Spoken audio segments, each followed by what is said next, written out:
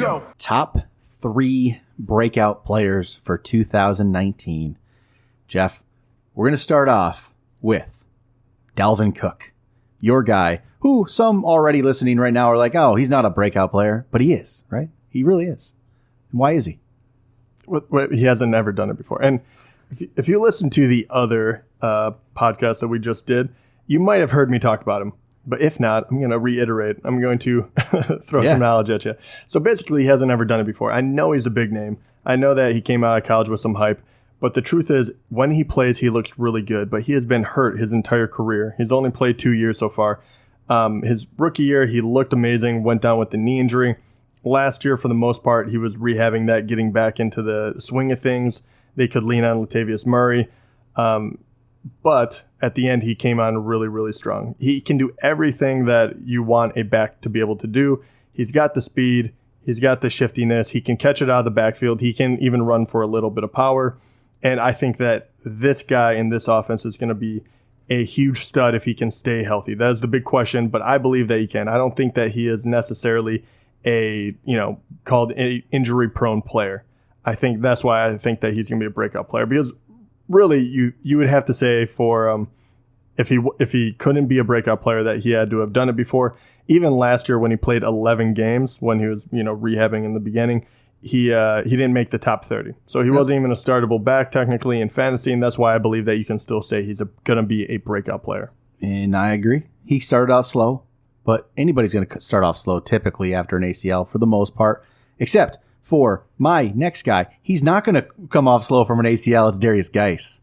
He is going to be strong right away, right? That's the plan. Hope. He looked every bit of what I wanted to see from him in that preseason game. But 11 carries, 44 yards, got a touchdown called back. But hey, he looked like DERRIUS GUICE who I wanted to see. And it might be a slow start. They're not going to just throw him out there completely by himself. Adrian Peterson's there. Yes, it's going to be a slow, gradual build maybe. But by the time midseason rolls around, playoffs roll around for your fantasy team, DERRIUS GUICE, I believe, is going to be a difference maker for the team, for your team, for everybody's team. He's going to be a difference maker. I think he's that good. And I loved him coming out of LSU. I don't see any reason not to think he can't do it now. I saw everything I needed to see from him in that preseason game. I'm all on board on the DERRIUS GUICE fan in the fan club here. I'm on the bandwagon. Big GUICE guy here. Yeah, I don't have anything to add to that. I mean, everyone was really, really high on him just a year ago, and they people forget are quick. Yeah, they do, and they got really freaked out about an injury. I think he's in a great position because he can be worked in slowly if need be with AP there, but I think he is the plan for the future. They drafted Love this year, who I love as well. Yeah, no pun intended. But he's still going to be injured for the majority of the year. They're going to be working him back, so it's going to be GUICE AP. AP is an older back as well. I think this is a great situation for GUICE to shine and show us the very physical runner that he can be. All right, final guy, and here's one that is both of ours. Lamar Jackson for a breakout. I have really, really boosted Lamar Jackson up my ranks, and I think there's going to be something special here.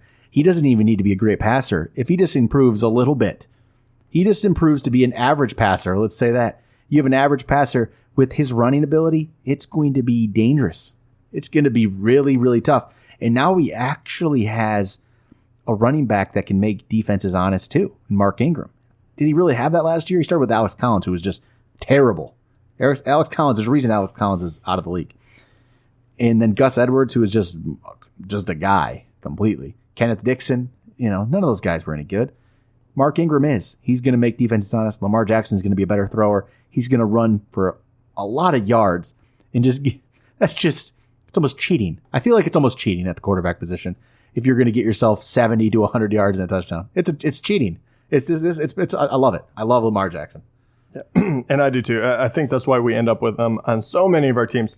Yep. I love it too because there are going to be two big arguments, right? The first one, I'm just going to immediately throw out. You might be correct if you say if he's going to run like that, he's going to get hurt. Maybe you're right, but guess what? I'm going to ride him until the wheels fall off.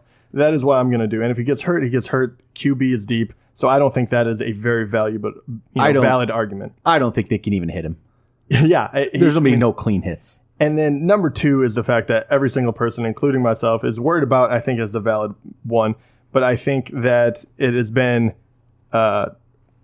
completely blown out of kind of, the water as far as everyone says he's the worst passer ever. I mean, pretty much it went from he struggles with accuracy to he can't hit the broadside of a barn, which is just not true. No. He was fine, especially coming out as a rookie. I know that you want the completion percentage to be higher. I know that you want, the deep ball to be a little more accurate as well.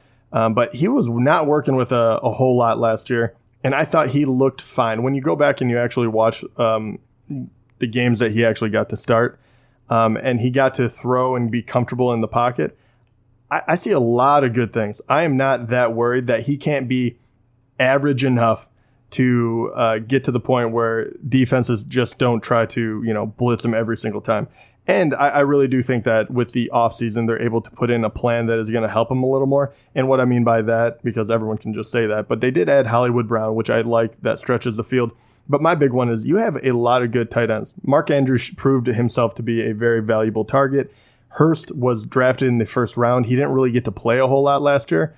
And if you put in a bunch of those guys that can get open quick, then all of a sudden the defense really has to pick and choose where they want to guard. And those guys are big and physical as well. You can put it up to them and they can go and fight for the ball. He doesn't have to be pinpoint accurate with the team around him right now, and I really love that.